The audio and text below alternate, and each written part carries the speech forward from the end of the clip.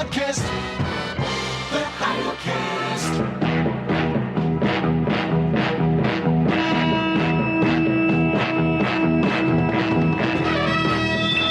In the great hall of the Justice League, there are assembled the world's greatest heroes, created from the cosmic legends of the universe. Scott McDermott. I was bit by a black widow in Hamul in my sleep. Harrison Perkins. Every muscle in my body is clenching right now. And Scott Clark. You know, I would like to get to know a tarantula. their mission to fight injustice, to right that which is wrong, and to serve all mankind.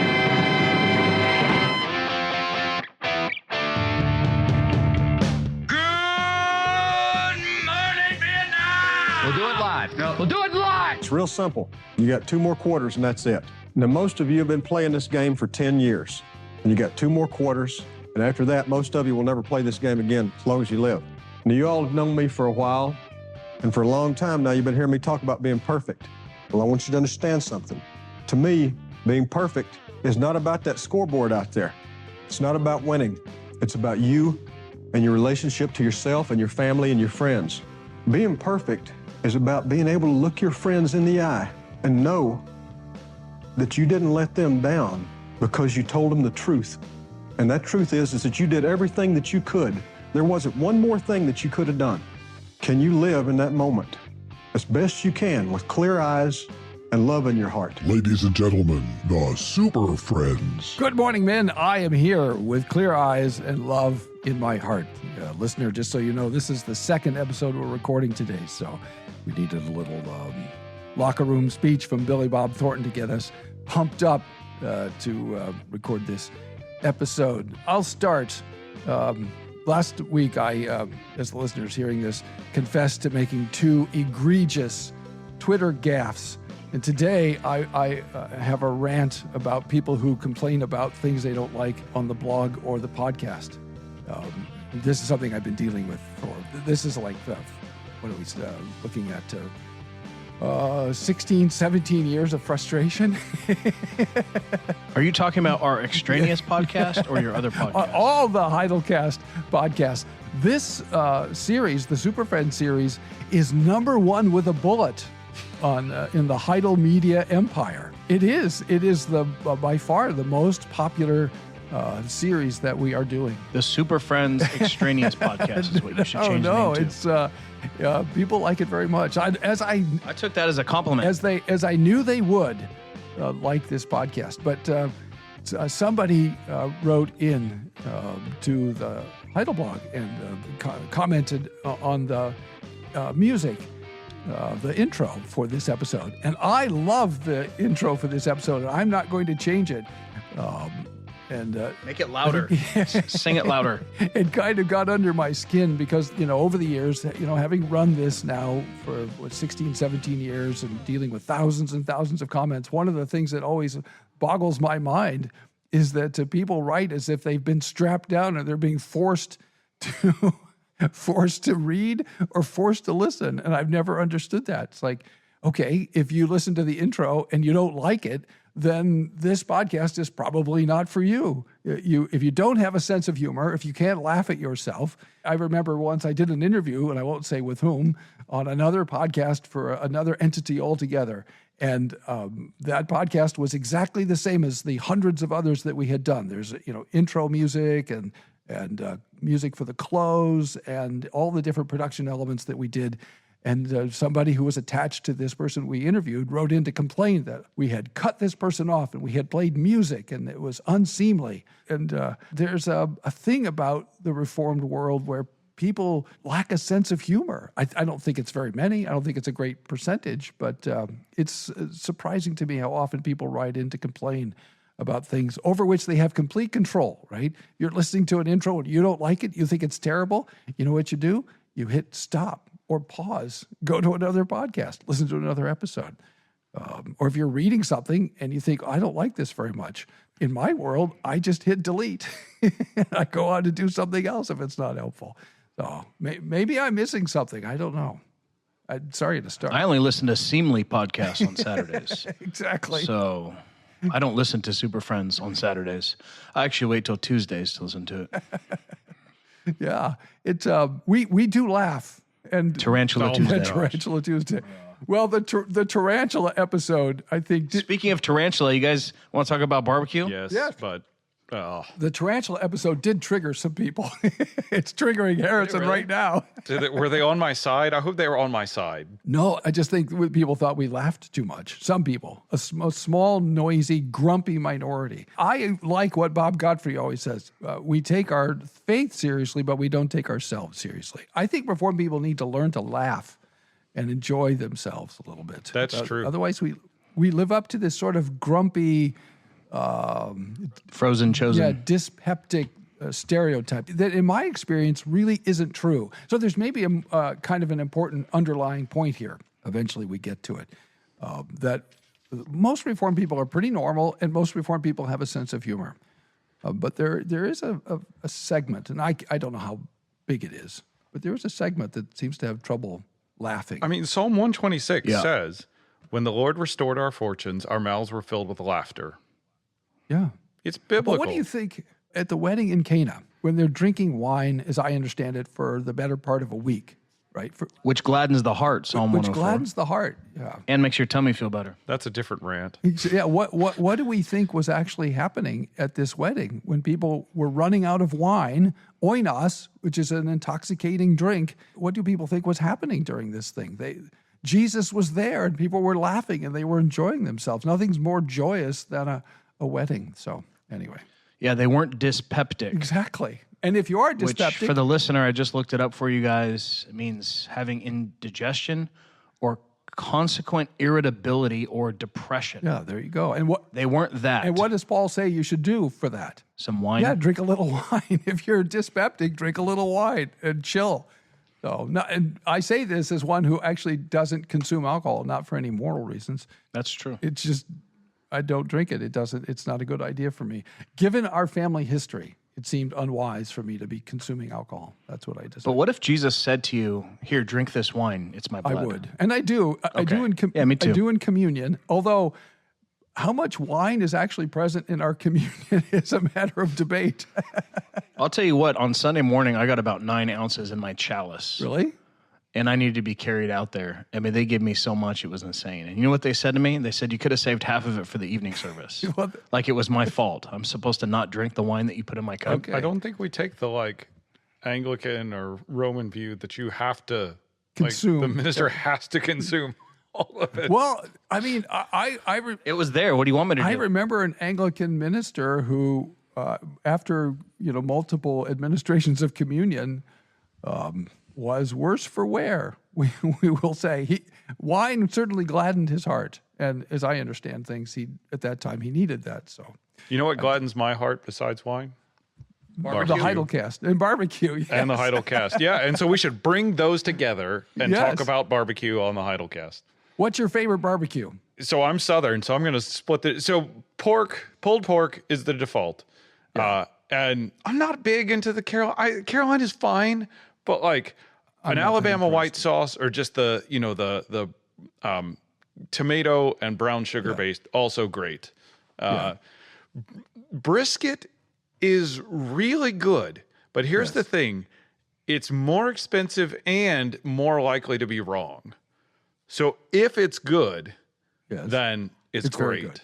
Yeah. But if it's not, you just paid a lot more and you could have had pork and it was good. So I'm just going to land on pulled pork. Tell us about this Alabama white sauce. This is new to me. Have you? Oh man, you are missing out. So it's a mayonnaise based essential, but I mean, obviously juiced up with spices and stuff. Oh, interesting. No, it's good. You should find this and try it. It's something.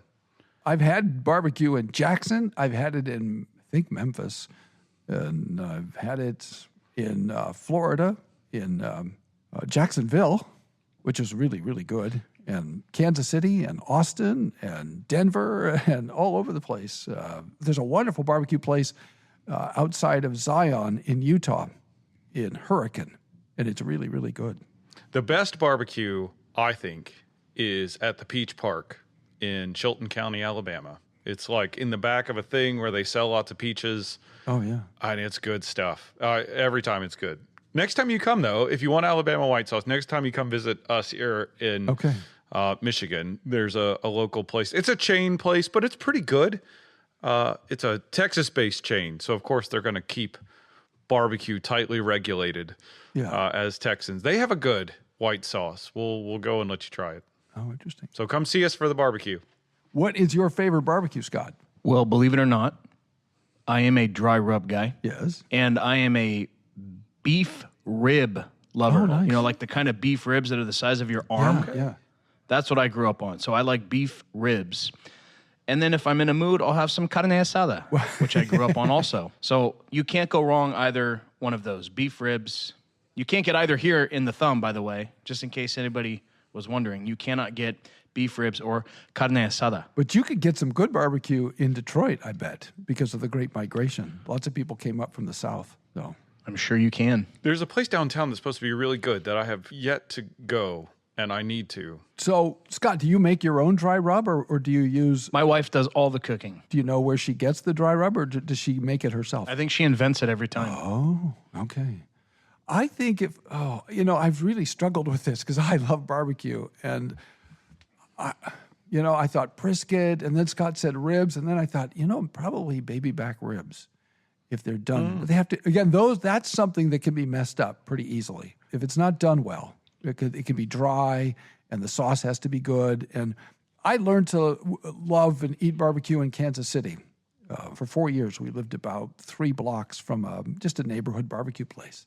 And it was pretty good. There's some great barbecue in Kansas City. So I'm sort of biased in that way. But I've had great barbecue in Austin, and I had really good barbecue, as I say, in Jacksonville here recently. So, and there's a place a couple of places in Colorado, which I don't visit anymore because those people have lost their minds. So I miss out. But there's a place called Smokin' Yards. You don't like Colorado? Nope, not anymore. People hide your children. People don't know how to drive, and the state of Colorado has just made it really very difficult for us to be in Colorado. So, you know what else is dangerous? What? False teachers. Yes. Are you talking about like the 2 Peter 2? Yeah, kind? I wonder what's in the coffer for today. Okay, that's a very good question. Maybe such a good segue. Maybe we should open the coffer. Ladies and gentlemen, the Super Friends. You got some letters? I do. Well done, Harrison. That's what we call in the business a segue. Nicely done. I appreciate that very much. All right. This is from Paul, who says, who do you suppose are the false teachers referred to in 2 Peter 2? So that's our first question for today. Who are the false teachers in 2 Peter 2? What do you think, men? Televangelists. You think Peter's looking ahead to the I actually think he's looking back because he mentions some Old Testament stuff. Okay. And I think he's dealing with some people in the congregation that are teaching, as we see, some sensuous things that lead to greed. And I think he calls them wild animals that need to be caught, which is interesting. And I think he's looking forward to televangelists. Well, I mean, that's an application. It says, but false prophets also arose among the people, which suggests that he's dealing with some false prophets already in the churches in Asia Minor, just as there will be false teachers among you who will secretly bring in destructive heresies, even denying the master who bought them. All right, now that's interesting. Bringing upon themselves swift destruction, and many will follow their sensuality. There's a clue. And because of them, the way of truth will be blasphemed. And in their greed, there's another clue, they will exploit you with false words. Their condemnation from long ago is not idle, and their destruction is not asleep. And then goes on actually to talk about Noah, right? And so on. So I say the theme for 1st and 2nd Peter is, as it was in the days of Noah, so shall it be when the Son of Man comes.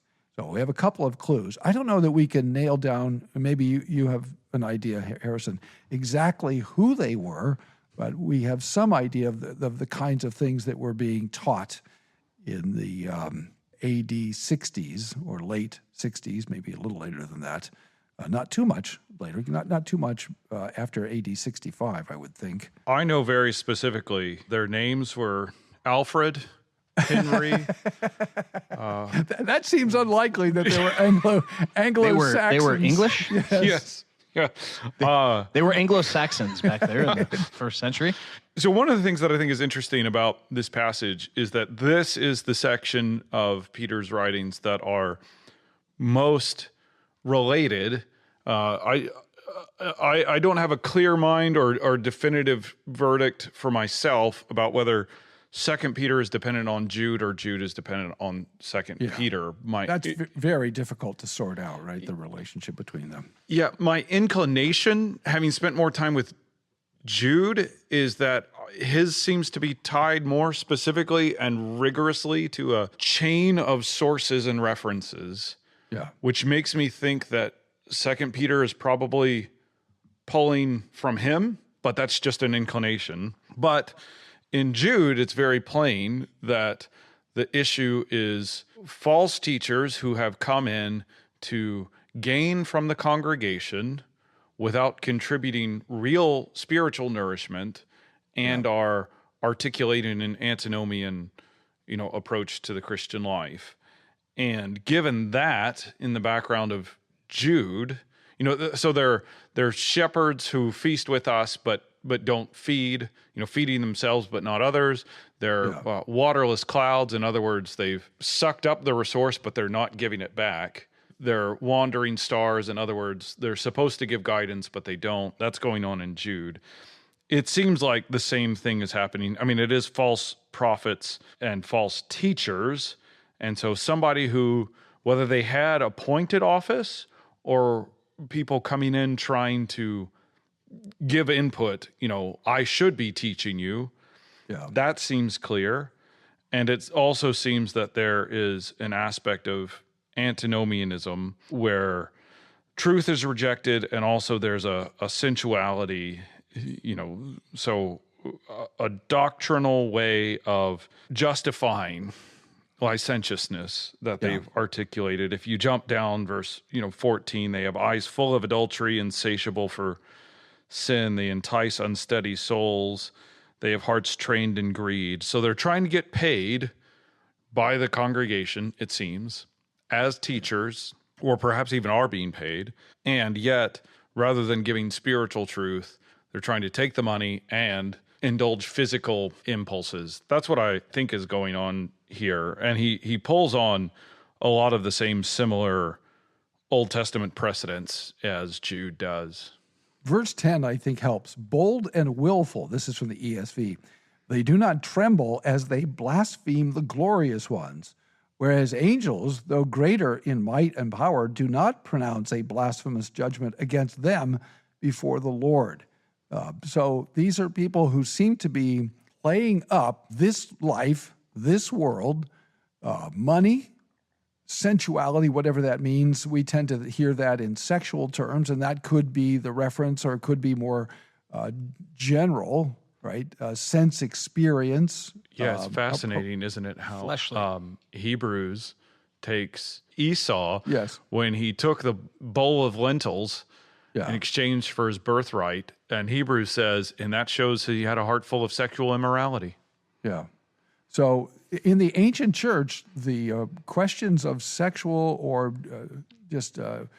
sexual immorality or immorality generally are very closely tied to doctrinal issues. And they're often treated as co-equal problems. They aren't, prioritized. We might be tempted to, or we might tend to focus on the doctrinal issue and then the ethical issue, but they tend to treat them as co-equal, and Peter does that. So these people are not interested in spiritual things. They're interested in what we might have called once upon a time carnal things. And then verse 12 says, but these, like irrational animals, creatures of instinct, born to be caught and destroyed, blaspheming about matters of which they are ignorant, will also be destroyed in their destruction, suffering wrong as the wage for their wrongdoing. And they count it pleasure to revel in the daytime.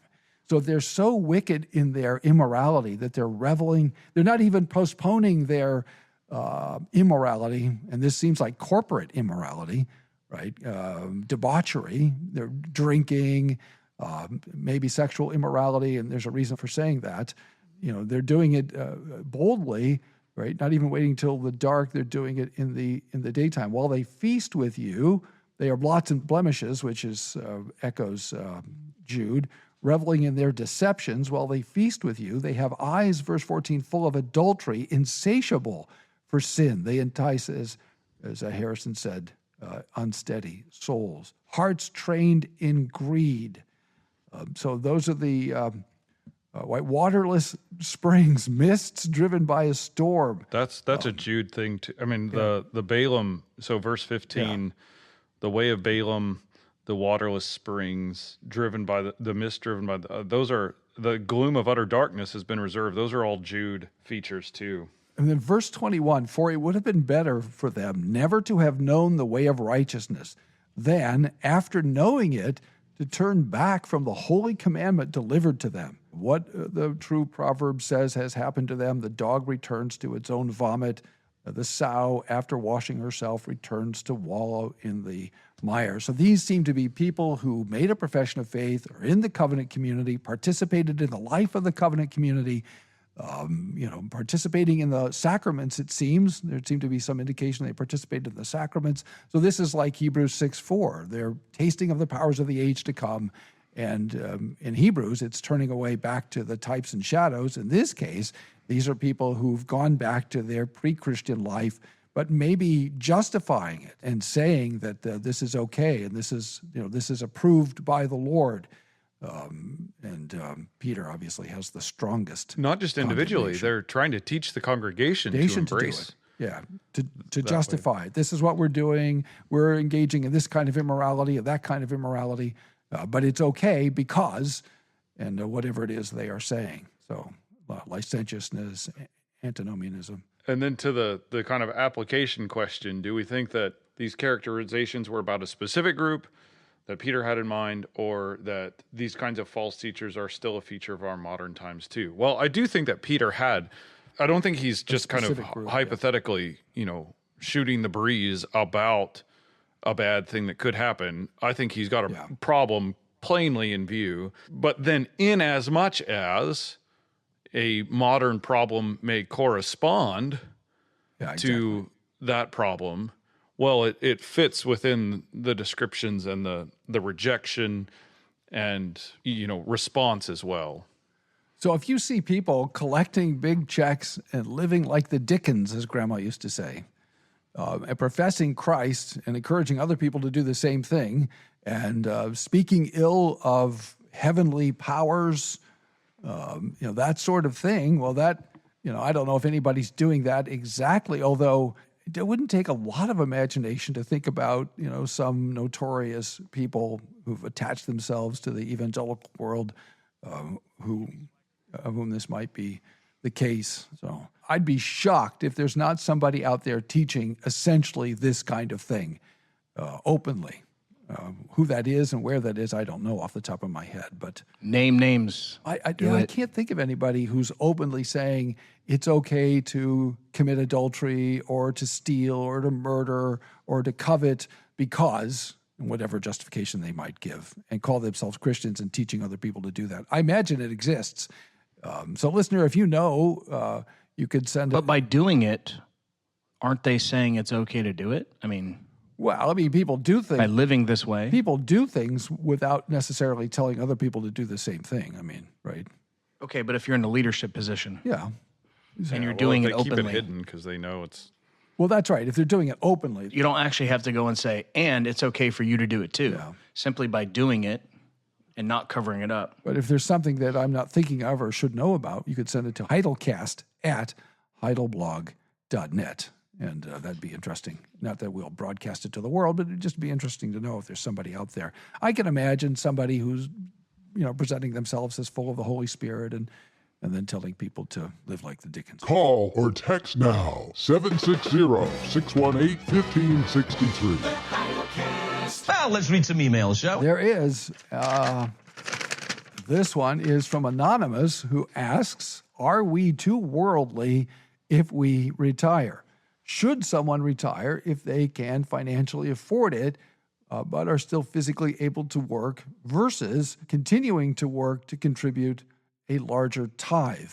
What about spending money on a second home in a beautiful place versus, continuing to tithe at the previous level when you were working full time? Is this a private matter between every person and God? So, how to think about retirement? This is an issue that's being put before us by the church. I'm thinking of one particular notable evangelical has preached about not wasting your retirement, right?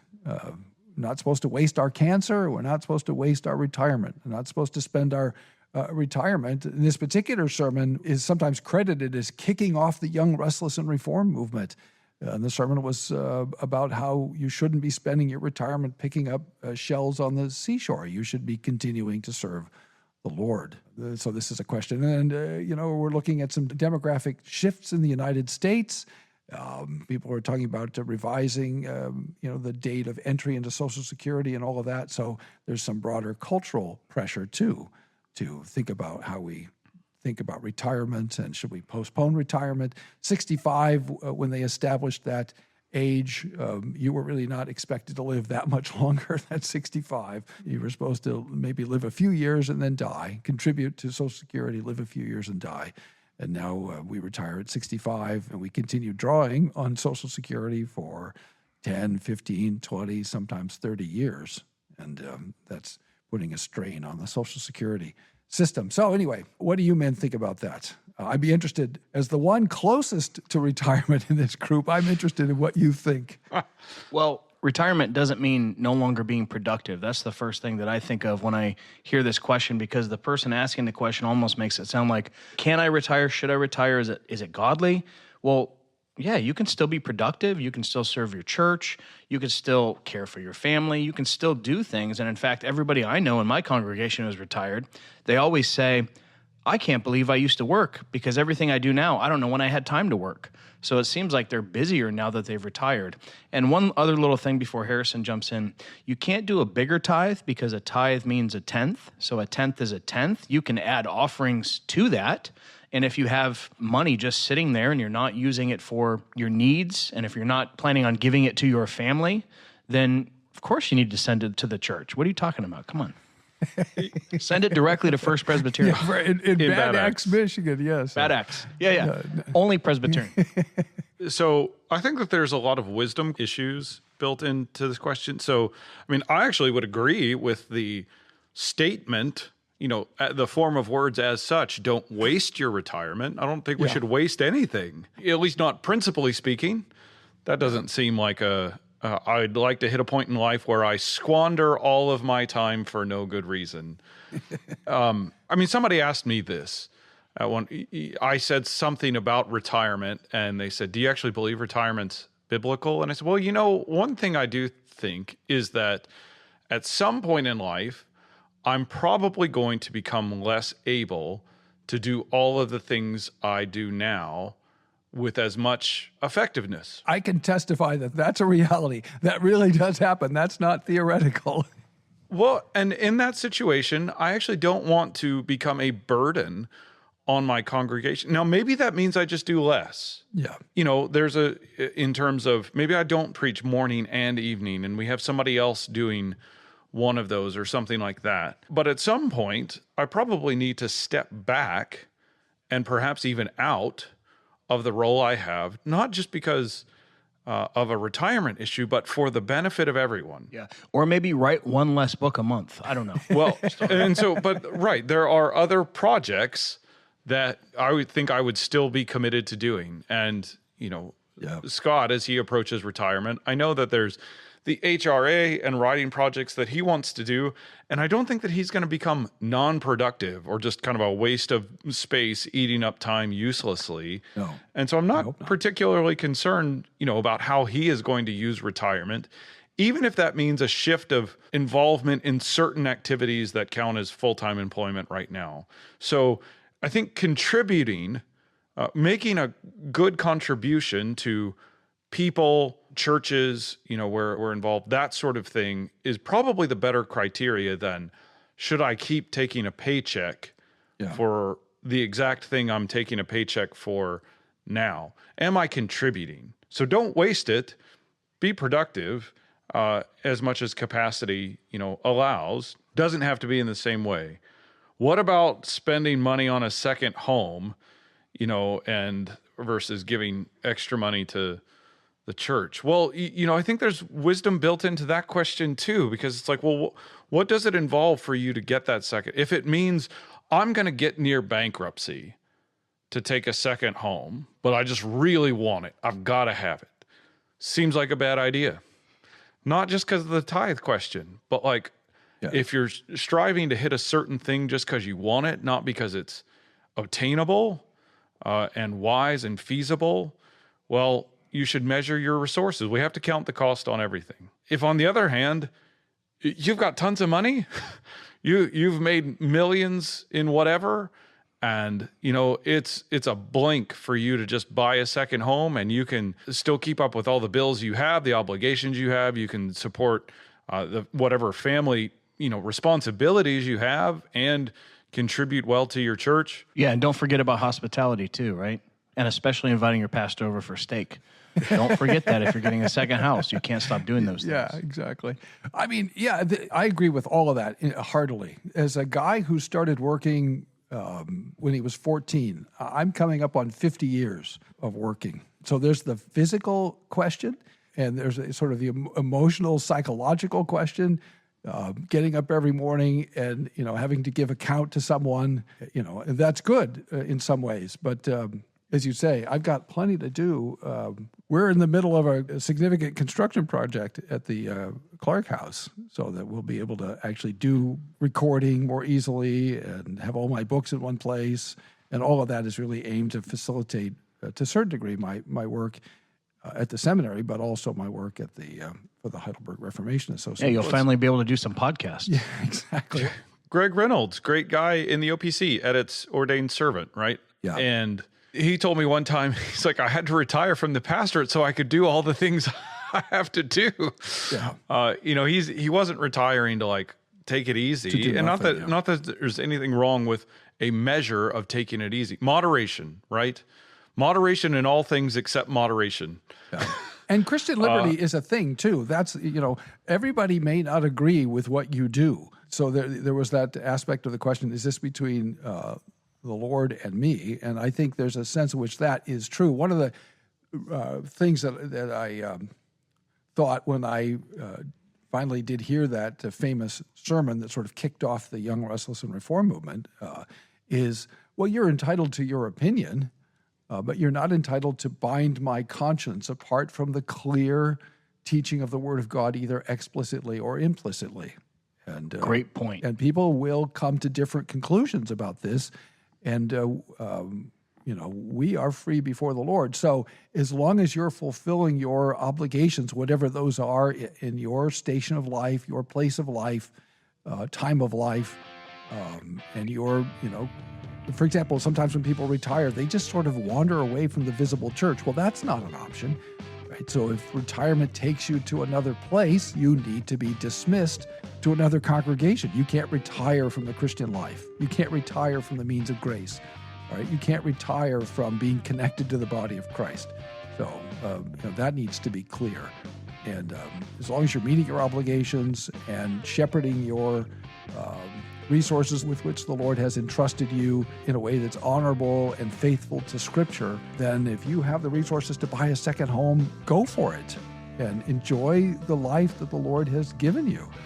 And be hospitable. And be hospitable. Use it. Make use of if you're making use of the resources God has given you, then you are a free man before the Lord, and whatever anybody else thinks, that's, If you're making use of those resources in godly ways. Yeah. I'm sure that's What the about qualifier a you third meant. home? Not just if you're using them. That's right. Yeah. What about the third home? A third home. Well, again, if you're Bill Gates and you can meet all your obligations and have a third home, that's fine. If you're Bill Gates, you should be in our church. Well, that's probably true. But in my experience, in my life, we're never going to have a second home. But I've always thought it would be very nice to be in a warm place in the winter and to be in a cool place in the summer. And the weather here is pretty good. I'm not complaining. We have very nice weather. weather here. So, Our summers are 75. I just wanted to throw that out there. do you have? If you're looking for a place. Do you have giant black flies? We do not. Oh, that's good. Sometimes where it's cool in the summer, they have in Minnesota mosquitoes and giant black biting flies. Or at least someplace I was. So it sounds like we're saying, tying it all up, there are some ways to retire that could be unuseful, unproductive, and not squaring with all the biblical standards for life and wisdom. But there are other ways, to retire and use retirement that are more faithful. And that's a principle, and kind of how to parse that out in concrete terms. It takes wisdom, get counsel, talk to your pastor. That's a great point.